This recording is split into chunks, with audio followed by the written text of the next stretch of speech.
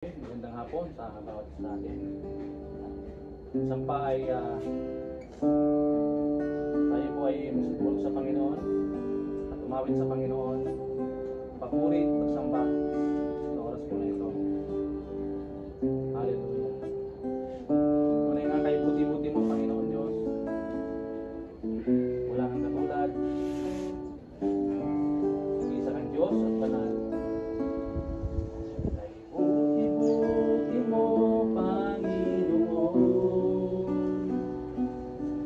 Sa lahat ng oras, sa bawat araw, ika'y laging tapat kung magmahal. Ang iyong kawa ay magpawalang hanggan. Minsan pa, kay buti-buti mo, kay buti-buti mo, Panginoon. Sa lahat ng bawat araw, ika'y laging tapat kung magmahal. Ang iyong kawa ay magpawalang hanggan. Pinupuri, sinasamba kita. Dakilang Diyos at Panginoon.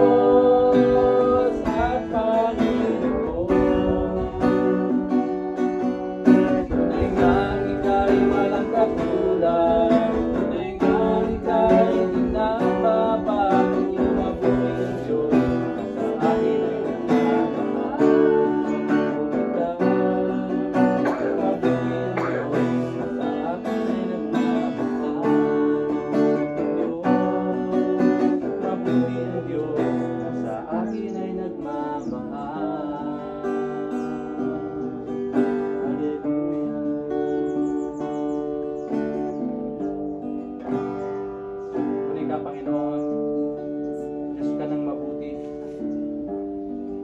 Diyos ka mabuti. Ama, sa oras po nito, salamat po. Minsan pa kami lumalapit. Humingi po kami ng kalinisan, Panginoon. Kapatawaran, Panginoon, humingi po kami. Kaya sa atin mo muli ang aming mga puso, Panginoon. Gawin niyo po kami busilan, karapat-dapat sa iyong harapan, na lumapit, Panginoon. Salamat sa iyong salita, nasabi mo sa iyong salita, Lord, that we confess our sins. You are faithful and just to forgive us and cleanse us from all unrighteousness. Thank you, Lord, once again for thy forgiveness today. Ama, salamat, pinupuri ka namin salamatan, maging Lord sa iyong gawain sa oras na ito. Ang ngayon pong Bible study, Lord, dalangin po namin, Panginoon Diyos, ito po maghari. Lord God, empower your word today, Lord God. Salamat sa aking mga kapatid. Panginoon, naririto, O Diyos. Give us knowledge, give us wisdom, empower us today, Lord God, sa pangalan ni Jesus. Salamat, pinupuri ka namin, salamatan, sa iyo namin ang papuri, sa Lord Hati, sa pangalan ni Jesus. Amen. Lord, hapon, sa bawat sa atin.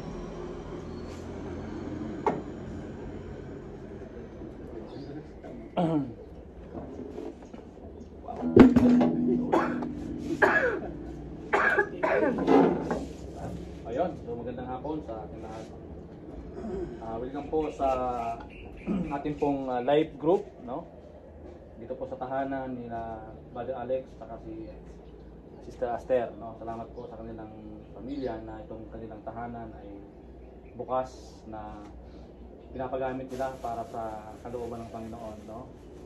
Salamat sa kanilang mga buhay at patuloy po pagpalangin. So ngayong hapon, atin pong tatalakayin ang ating topic sa oras na ito, ang lesson 13, no? Dito tayo ay natapos tayo nakaraan.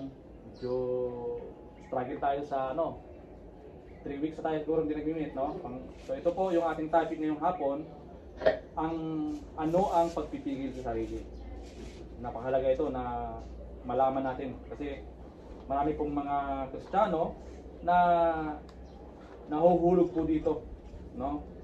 Kapag hindi natin naunawaan, mga kapatid, ang salita ng Diyos, marami pong mga quote-unquote Christian na hindi pa rin nakakapagpipigil sa kanyang sarili.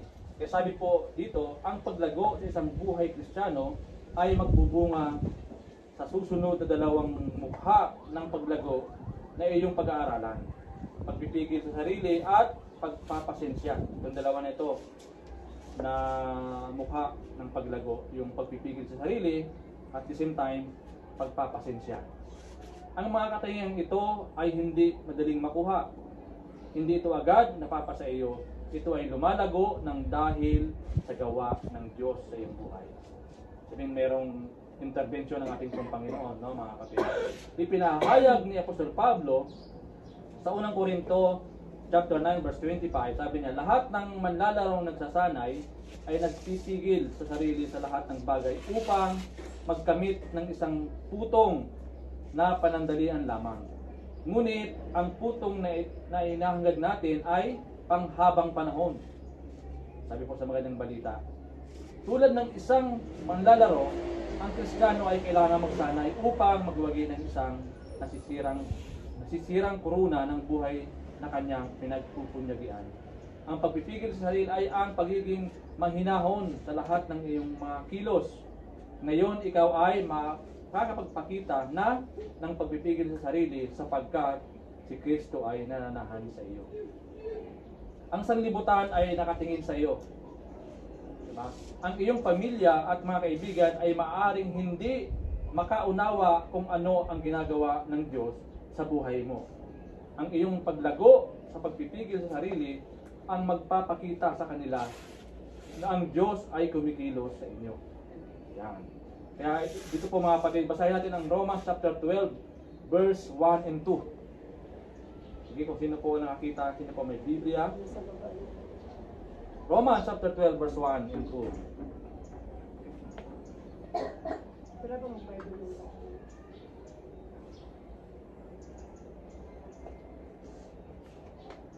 Word 1 to?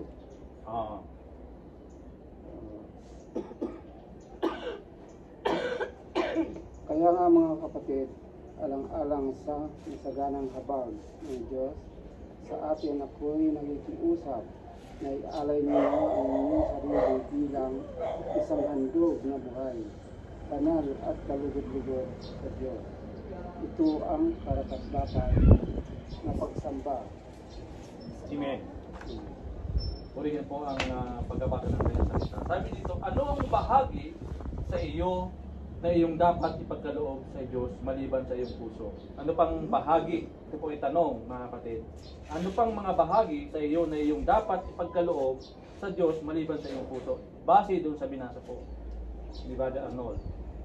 Ano sabi diyan? Ialay ninyo ang iyong sarili bilang isang handog na buhay, banal at kalugod-lugod sa Diyos. Ialay ninyo ang iyong sarili bilang isang mabangong, ano sabi? Mabangong handog ba? Nakalagay dyan? Kaya-ayang handog. Kaya-aya, kalugod-lugod, di ba? Sa Panginoon. Bukod dyan sa iyong puso. Mga kapatid, napakahalaga na iniaalay natin sa Panginoon yung ating pagkatao. Hindi ho madali, yung itong self-control, mga kapatid. Ang hirap na lalo na kapag normal sa isang lalaki na kapag hindi pa nakakilala sa Panginoon ay talagang madalas magawa ito, no? Kaya ito po yung struggle ng mga tao yung pagpipigil sa sarili. Kasi madali tayong mag-spark. Madali tayong tumaas yung ating temperatura. Kaya kailangan, sabi po ni Pablo, na ialay mo sa Panginoon ang iyong buhay bilang kaaya-aya sa Kanya.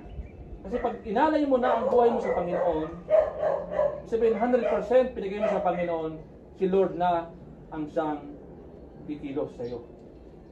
Kapag si Lord na ang kikilos sa iyo, mga kapatid, wala nang puwang ang kaaway.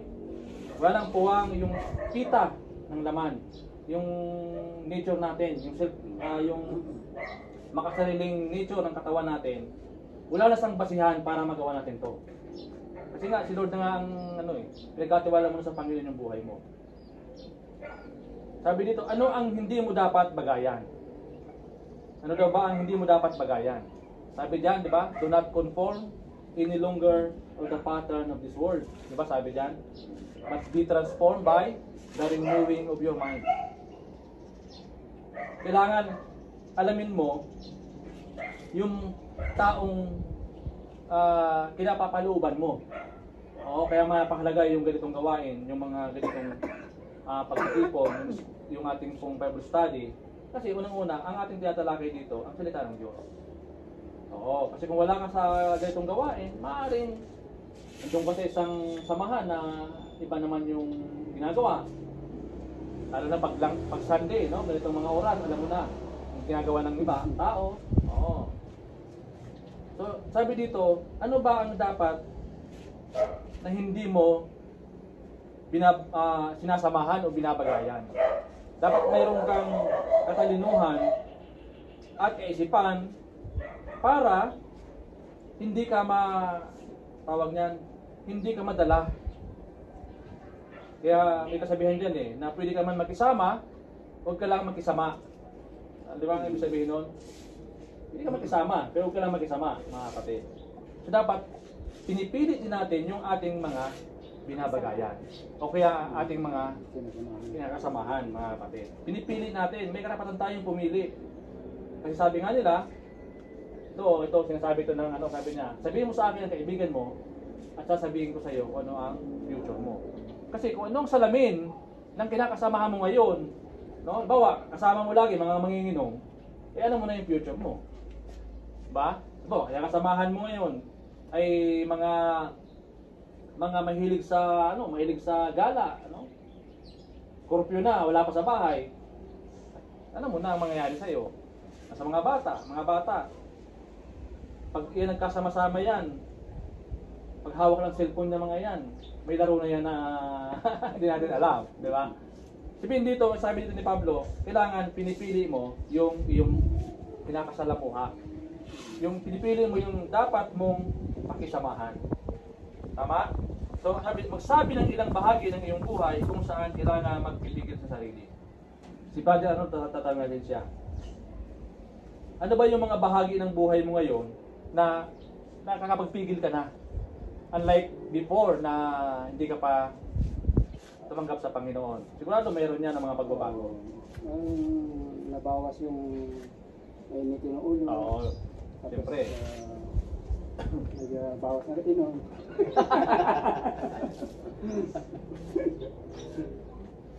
Kasi may nabago. Oo, may nabago. Kaya nga, Nabawasan na.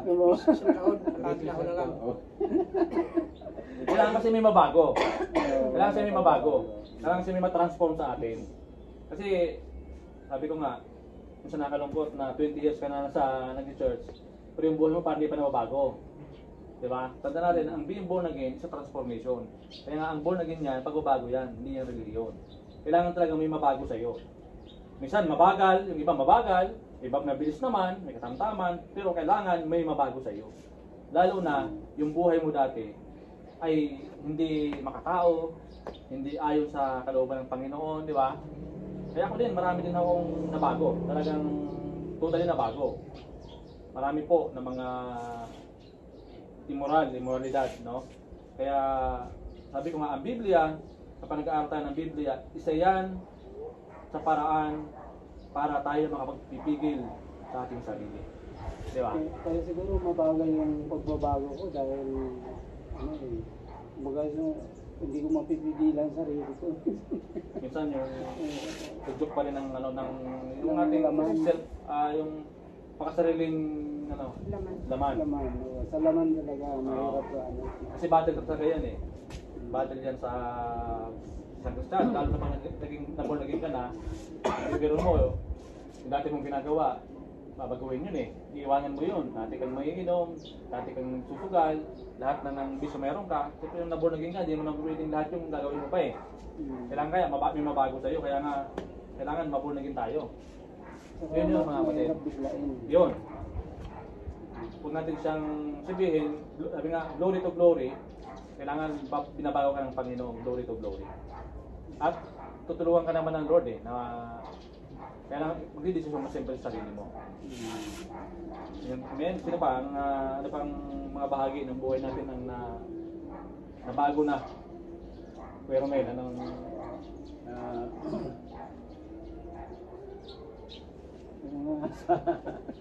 sa akin naman eh siyempre yung pag-iinom yung pag-iinom na naiwasan ko na sa amin ang daming alak doon eh, tindan mo sa mga kapitbahay namin order lang order niyayaya po kita mo? Yun yun dito yung tapos sa amin sa trabaho hindi ako umiinom eh kapitbahay ko si pastor eh. Dati magkapitbahay kami. Hindi na ako pwede mag-inom kasi kapitbahay ko si pastor eh. Yun lang, pag nag-inom mo, yung red wine lang. Sama-sama. At saka, kapag nasabi mo born again ka na, tapos Therefore, brethren, by the mercies of God, that ye present your bodies hindi ka pa rin nagbabago. Sabihin, ano ka pa rin sa yung mga taong nakapaligid sa iyo, hindi mo sila makadala. Kasi titingnan ka nun eh. Lalo na yung pamilya mo, ang asawa mo, ang mga anak mo. Kasi titingnan ka nun eh. Si Papa nga eh. Di ba? Mabait lang tuwing Sunday. Pero pag Monday to Saturday, ano? May sungay. Mga kapatid, ang kaya nga pagiging born again natin, hindi ito yung dahil lang kay pastor o dahil kay kapatid, no. Ito ay regalo to ng Panginoon. Sino ba tayo para paglaanan ng Diyos? Diba? Sino ba tayo para pagtuunan niya ng panahon?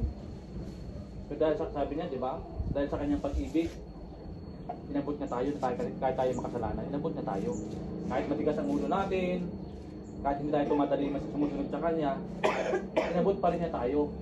Ganon tayo kamahal ng Panginoon. Oo, ganon tayo kamahal ng Panginoon. Even yung Kanya pong last breath doon sa krus ng Kalbaryo, pinalala niya pa rin tayo. Diba? Lord, forgive them, for they do not know what they are doing. Diba? Ganon po ang Panginoon kung paano niya ipinakita sa atin bilang isang makasalanan yung kanyang busilas na pag-ibig. Di ba mga kapatid? So, tanong na, itong apat na katanungan sabi dito, saan mo dapat luwalatin o igalak ng Diyos? 1 Corinthians chapter 6, verse 18 to 20. Unang Korinto, kabanata 6, talata 18 hanggang 20.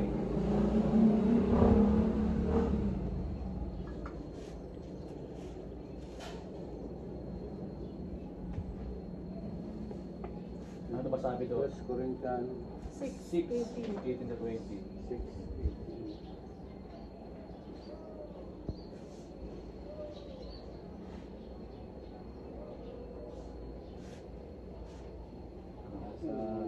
Sa 18, magsitakas kayo sa pakikiapid.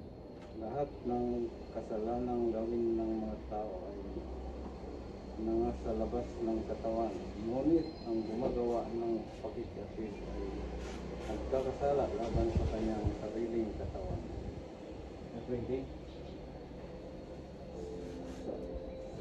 Sa 19, O hindi baga ninyo nalalaman na ang inyong katawan ay templo ng Espiritu Santo na nasa inyo na tinanggap ninyo sa Diyos at hindi kayo sa inyong sarili. Ang 20, sapagkat kayo'y binili sa halaga, luwalhatiin nga ninyo ng inyong katawan ang Diyos. Inyong katawan ang Diyos. Amen. So may tanong dito, sabi niya dito, saan mo dapat luwalhatiin o igalang ng Diyos? Sabi ng binasa natin, tayo po ay tinubos ng Panginoon. Kasi nakasanda tayo ng Satan eh. Diba? Nung ang tao po ay nahulog sa kasalanan, nakasanda tayo kay Satanas. Kaya, ang pintubo sa atin, banal na dugo ng Panginoong Hesus. No? Kaya, walang utang na loob sa atin ang Panginoon. Tayo ang may utang na loob sa Kanya. Dahil sa Kanyang dugo na nabayubay sa krus ng Kalbaryo, tayo po ay niligtas niya. Kaya dapat, luwalhatiin natin ang Panginoon. Igalang natin ang Panginoon sa pamamagitan ng ating, sabi diyan, katawan. Yung katawan kasi natin templo ng Banal na Espiritu yan eh. Kaya sa tuwing nakagawa tayo ng kasalanan, para bagang lagi natin siyang sasaktan muli ang Panginoon. Kasi ang ating katawan ay templo yan ng Banal na Espiritu. Kaya ang tanong dyan, Pastor, di naman bawal ang ano eh. Kasi wala naman sa Biblia yung sigarilyo eh. Wala ka naman talaga mahal ng sigarilyo dun eh. Kaya sabi niya, di naman bawal sigarilyo kasi wala naman sa Biblia. Yung sabi ng iba, di ba? Yung sabi po ng binasa natin, ang katawan mo ay templo yan ng Banal na Espiritu. Kung sinabing templo yan ng Banal na Espiritu, nananahan ang Santong Espiritu sa ating katawan. So huwag natin sirain.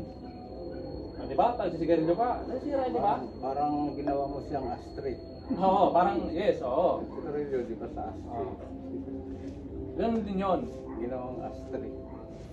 Kasi yung templo ng Banal na Espiritu yan. Banal na Espiritu, ibig sabihin, hindi na natin dapat saktan yung sarili. Tama. Kaya, abusuhin. Sabi dito, ano sa makatuwid ang nangyari sa iyong katawan? Ano ang nangyari sa makatuwid ang nangyari sa iyong katawan? Diba? Base sa ating binasa, kapag hindi natin niliwalhati ang Panginoon sa pamamagitan ng ating katawan, kapatid, ano sabi diyan?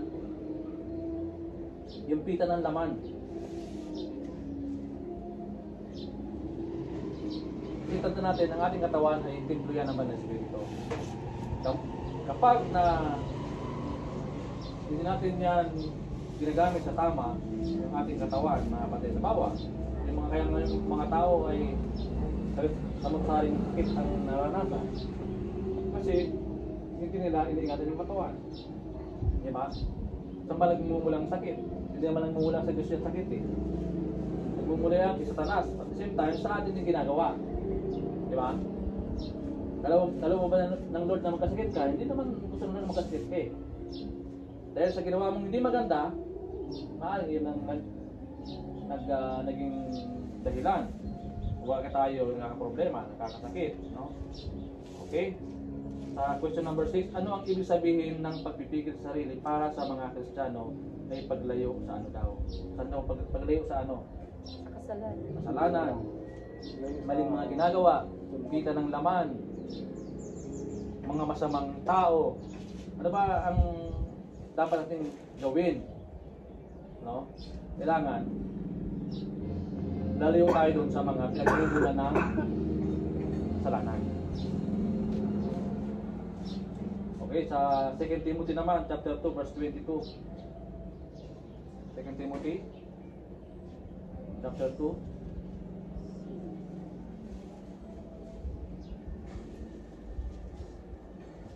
Chapter 2. Verse 22.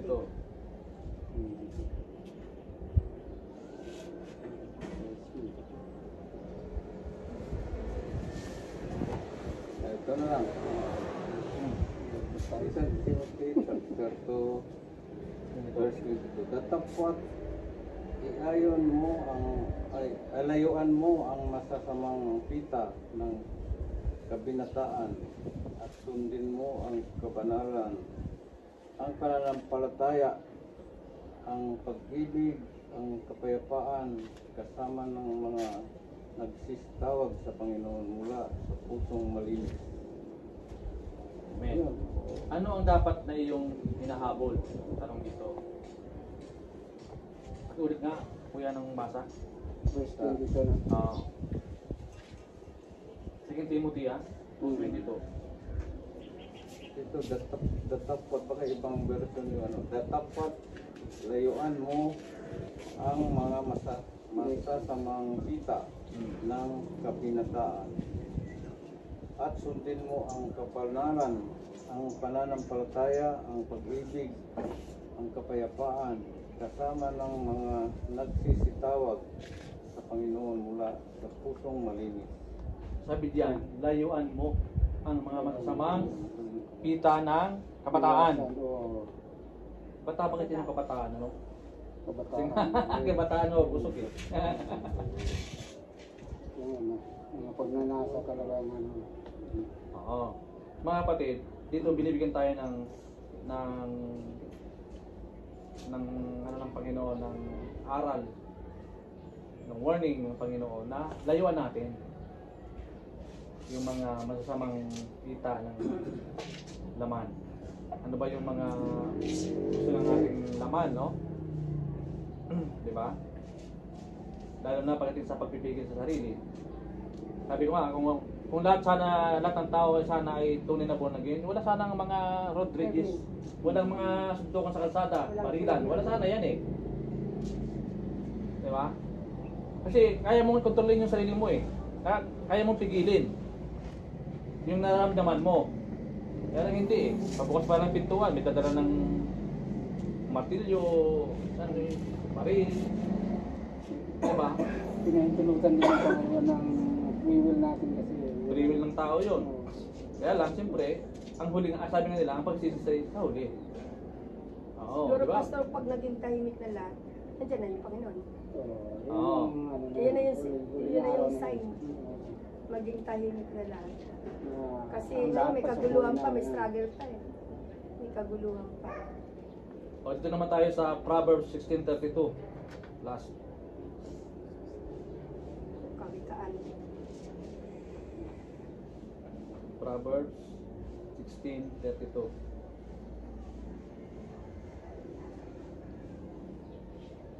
Kawikaan yun eh. Kawikaan.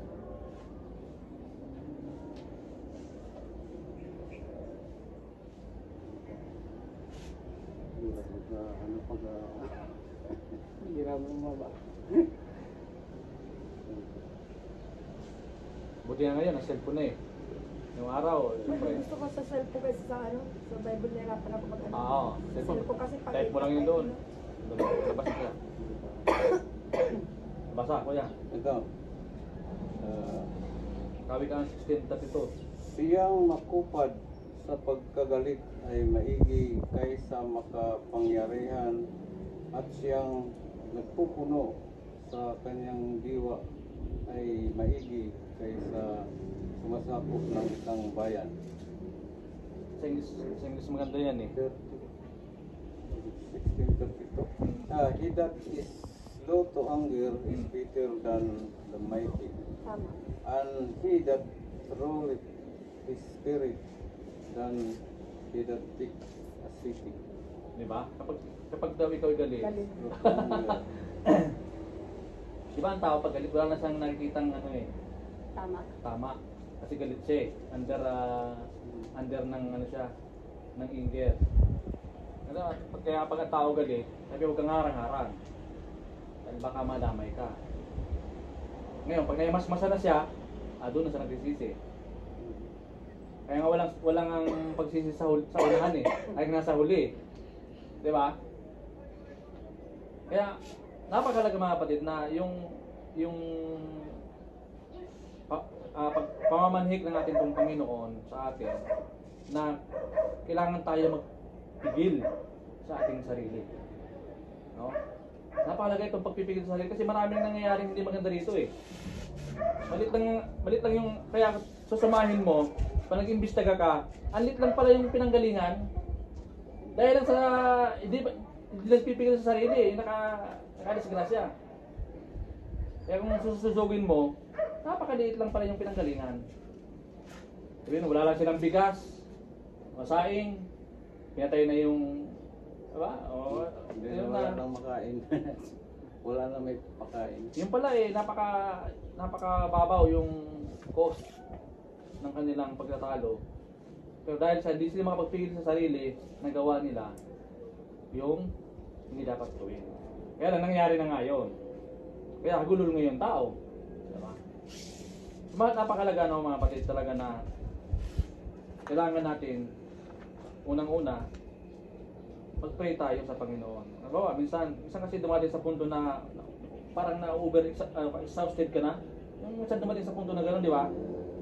Halos lahat parang dinaganan sa'yo, dumagan sa'yo lahat eh. Kaya ang pinaka-the best, pinaka-unang-unang gagawin natin, prayer talaga. Communication sa Panginoon. Tumingala ka sa langit. Tingnan mo yung mga paligid, magandang ginawa ng Panginoon. Maghunos dili ka kumbaga. Kaya pag may problema ka, alam mo, pag may problema ka, lumabas ka sa bahay nyo, lumabas ka. Punta kayo sa may, puno, tingnan mo dyan sa paligid mo. Kasi kung doon ka lang sa kwarto mo, sa apat na sulok ng kwarto mo, wala kang ibang, nakita mo lagi yung asawa mo. Oh. Kaya, minsan, di ba, tayo, minsan din ang ginagawa natin. Lalabas tayo ng bahay, kapahangin. Kaya pag naimasmasan ka na, pag bumalik ka, subside na yan, kampante na yan. Ano mo sa mga asawa? Saan ang away ng mga asawa? Kung di yan, kung ang isa dyan ay nag-uunis dili. Yung nagpapahangin. Nag-iisip, hindi pag nagpakbakan ay wala ng preno. Bahala na. Pagpabigla-bigla ka lang. Oo. Mabasag na.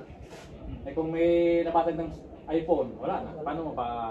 Hindi na ito pwedeng Na. Pag ang plato nabasag na, kahit na lagyan mo pa ng epoxy yan, may lamat na yan. Basag na, pero tuloy pa rin ang hulog ko. Yan yung tinatawag na kamangmangan. Yan yung kamangmangan. Biruin mo, kumuha ka ng isang bagay na gadget, gustong-gusto mo yung pinalangin mo sa Panginoon, ngayon binigay sa'yo ng Panginoon, utang pa ngayon na.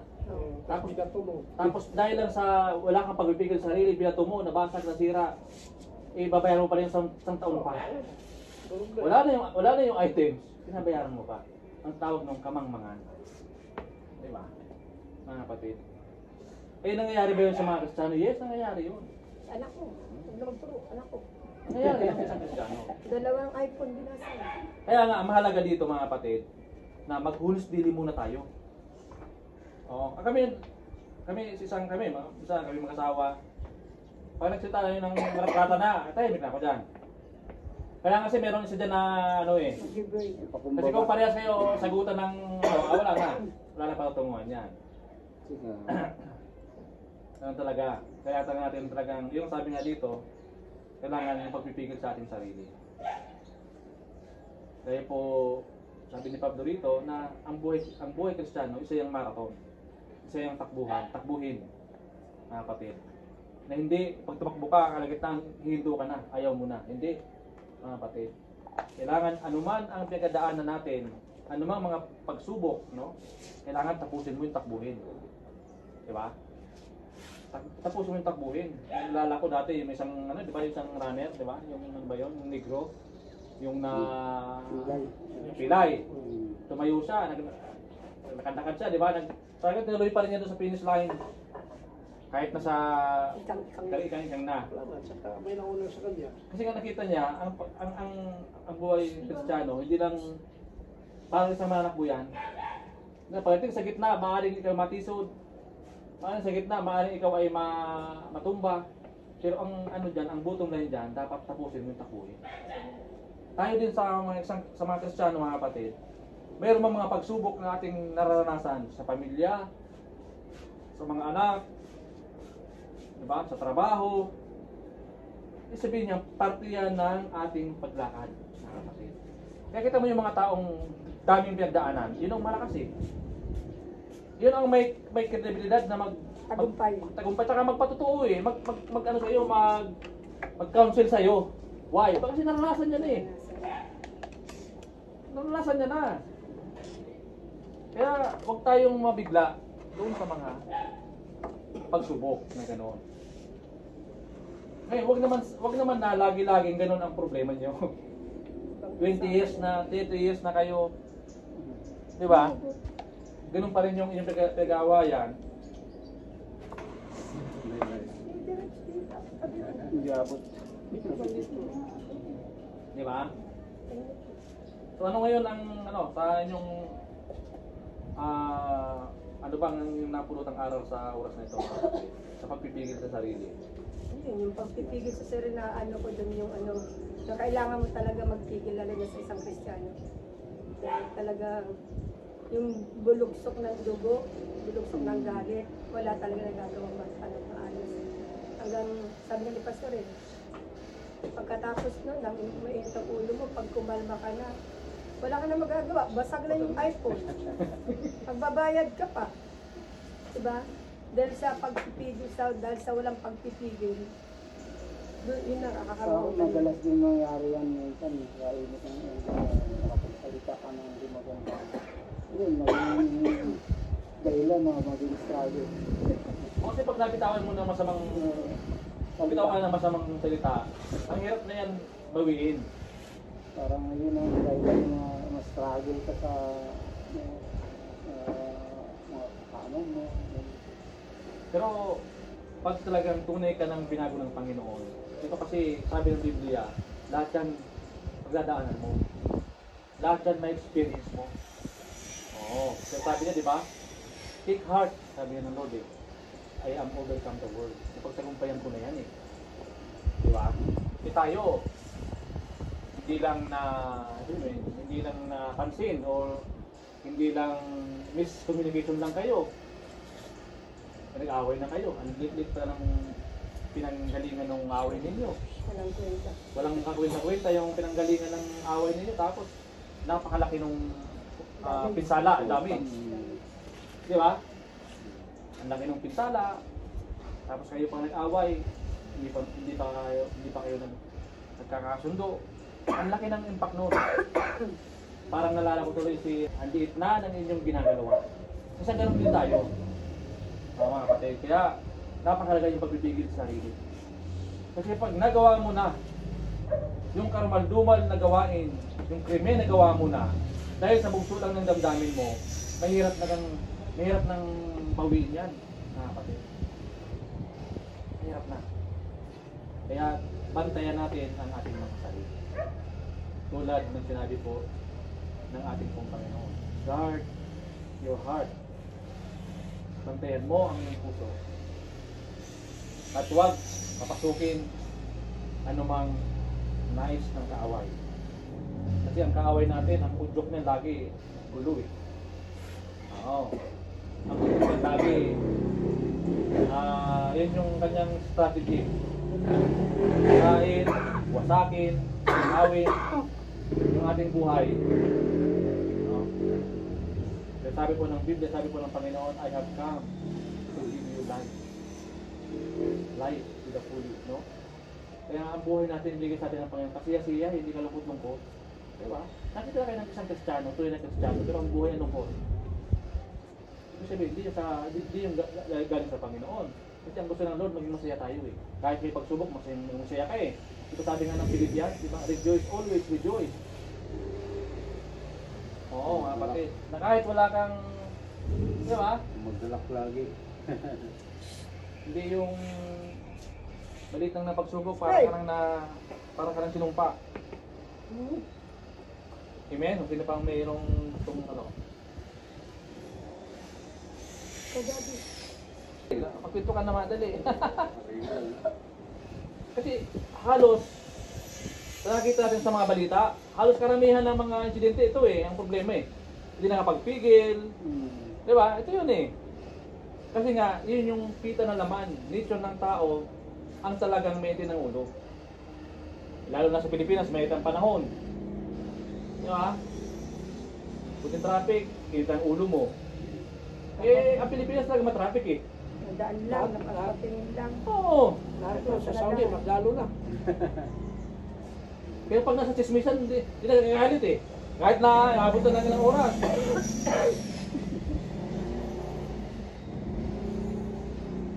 Mahalaga po ito mga kapatid, no?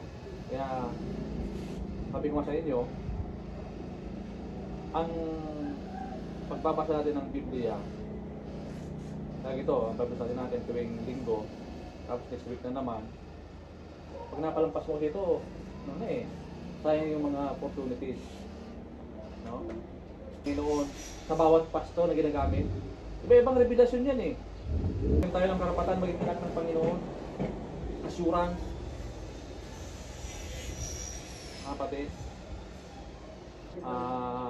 malin lang o ma-deceive ng kaaway. Kasi nga, takbuhin kasi ang ating tumatakbo tayo sa isang takbuhin na dating sa punto na ikaw po ay matutumba, matitisod, diba? Pero tuloy lang ang buhay, laban lang ang buhay. May mga pagsubok, sabi nga nila, pagdaanan mo lang yan. Pagdaanan. Oo. Pero hindi ka naman bigyan ng pagsubok na hindi mo lagpasan. Si Lord alam niya kung kaya mo hindi. Alam niya kung anong kaya. Kung hindi mo, alam niya kung ano ang hindi mo kaya, alam niya kung anong kaya mo. At ang kailangan mo lang, be still. Manatili sa kanya eh.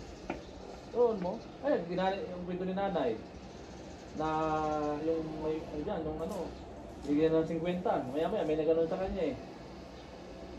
Ang kasi, give and take ang Lord eh. Hindi lang take, hindi. Give and take yan. Wala kita ka ng Panginoon ng yung ganong puso mo. Ay. Kaya, di ba, nakapagsabi tayo na kapatid talagang gabi ang pagpapala na binibigay ng Panginoon. Pakita naman yung puso niya kung paano siya magpala sa kapatid eh. Si Pacquiao, wala kita si Pacquiao, nung nabulnagin niya, lalong namibigay ng pera eh. Di ba? Sobra-sobra na kayo pera yan. Yes. Actually, yun talaga ang plano sa atin ng Yan talaga Panginoon. yung susi, yung pagbibigay. Yun talaga ang plano sa atin ng Lord eh. Kasi ano bang meron ka na, kung wala ka naman, ano may bibigay mo? Di ba? Kung ano lang naman ano meron ka, yung bibigay mo eh. William, di ba? Manila may bigay rin. Bibigay din siya. 50 million ang pinamigay niya. Yung Parang walang iba yan dun sa mayaman na ibigay. Dun sa balo. Sa balon, tsaka yung mayaman. Oo, kasi yung mayaman, nagbigay dun. Bari-bari lang sa kanila yun eh. Eh pa yung babaeng balo, bukas mamamatay na. Bungkaan, Oo. kabuhayan. Sambal na tuwan Lord, doon sa balo. Ibig sabihin, ang pagbibigay, hindi yan nakita sa laki. Sa laki. Mga kapatid. Hindi yan susukat sa laki. Kapag nabigay ka ng 1 milyon, iba na tingin sa'yo ng Panginoon, hindi. Kasi sobra-sobra na sa'yo yun. Ang mahalaga, masaya kang bibigay sa Panginoon. Puso mo. Puso mo, maliit man yan. 50 pesos, pambili ng ulam, titingnan mo, napakaliit lang yun. Diba? Kaya nakita ng Panginoon yung inyong tawag na, yung inyong generosity. Generosity, di ba? Hindi mo naman kilala yun, hindi mo naman kano yun. 50 pesos, wala namang kanin. Diba? Yun pala, wala din bigas eh. Makita mo yung ganon. Kapatid, Isang kilo, hindi makabili yung 2 kilo. Kaya wala 55 talaga, kulang kasi pa. walang mga trabaho. 55 na. Eh, may sakit pa yung asawa. kulang pa. Kalahati lang siguro may bibili mo, no? Eh, may mga anak pang May maliit. mga anak pa. Kaya sabi ko pag napakapalad talaga natin. Napakapalad natin. Kaya alam mo ang Pilipinas, isa yan sa talagang kasama tayo doon sa ano mo yung ang Pilipinas kasi ano ito eh. Ito yung tinatawag nilang kasi in Israel. Bless Ang Pilipinas. Ang Pilipinas kasi kahit sa isang Nagpala. bansa dito sa Far East na Christian. Nakaparin din dami. China, di ba? Indonesia, Thailand. Tayo lang ang bukutangi. Kapatid. Kaya lang, ang dami pang mga taong hindi sumusunod sa Panginoon. Ito na lang, kalibat tayo ng mga sa balita na lang, napakadaming mga korupsyon. Immoralidad, napakadami, di ba? Kaya tanda ang Lord, hindi sa nilugod sa mga ganon. Kaya lang, hindi tayo sa Pilipinas, kaya nadadami tayo. Kuha natin. Dahil sa maraming mga taong wicked, nadadami tayo tuloy sa kanya naman ginagawa. Diba? Sabi ng Biblia, diba? Kapag ang namumuno ay matuwid, kaya ang mga tao. Kapag ang namumuno ay Kahit matuloy ng mga muno, yung mga dalaway naman Pag ang namumuno daw ay wicked, ano, naghihirap ako. Ito naman yun mga kapatid. Pero dami tayo. Dami tayo dahil nandito tayo sa Pilipinas eh. May mga taong gustong umunlad ng Pilipinas, may mga tao naman na gusto maghirap ang Pilipinas. Mga NP, di ba? Oo. Gustong adawin yung kapangyarihan ng gobyerno. Kaya, Gawing yun, komunista ang Pilipinas. Para pantay-pantay daw ang tao. Pwede ba Pwede yung ba yun? pantay-pantay? Pantay-pantay mayaman, pantay-pantay din mahirap. Nasisikap ba? Ano ba? Hindi nasisikap. kasi wala lang mahirap, wala lang makatulong. Wala talagang katulong. May bayaman. Puro engineer, di wala puro nang engineer. trabante. Wala nang ano. Kaya, balas talaga. Balance. Gaya din sa ano niya, walang kaloob ng Panginoon na pare-parehas. Oo. Kahit sa ano, yung sa atin. Pero isang Diyos ang ating magsilbihan. Oo. Nasa panambahan, hindi naman lahat pastor at tinawag na pastor. Yun na nga. Hindi lahat ng pastor. Pag puro pastor, wala nang makikinig. Wala lang makikinig. Di ba? Oo. Kaya lang, isang Diyos ang ating magsilbihan. Kaya whatever you do, whether you eat or drink, do it or for the glory of God. Kuling kasi yan eh. Kuling sa'yo. Kuling sa'yo yan. Huling yan. Oo. Kasi hindi naman lahat tinawag na gano'n. Pero si Kuya Romel, huling yan, magluto, Luto, magbigay. magbigay. Oo. Giver siya. Iba siya. Iba naman, ano yan, prayer naman. Hindi naman siya mag-pray. Si Chanel, ano naman pwedeng magagawa nito? Anong ano niya? Ako para wala pang kulang. Wala pa. Tagapikinig. Pwede rin, worshipper na lang. Hindi ka nagkaano ng mga kanta, instrument, Chanel, wala kang hilig. Wala. Ano nga siya, marunong nga siya mag-drum. Drum. Nagda-drum niya sa simbahan sa school nila eh. Oo. Kaso nga, dati dyan din eh. Na, ano lang yan dyan eh. Bali. Sige lang, ano ka Alam lang. yung mga kabataan. Patuloy ka lang, tuloy-tuloy lang sa ano. Gutierrez. Kasi minsan pag wala mga emergency ba, walang drummer. Oo. Ano ba, dun sa school kasi nila, sila yung babae ng drum.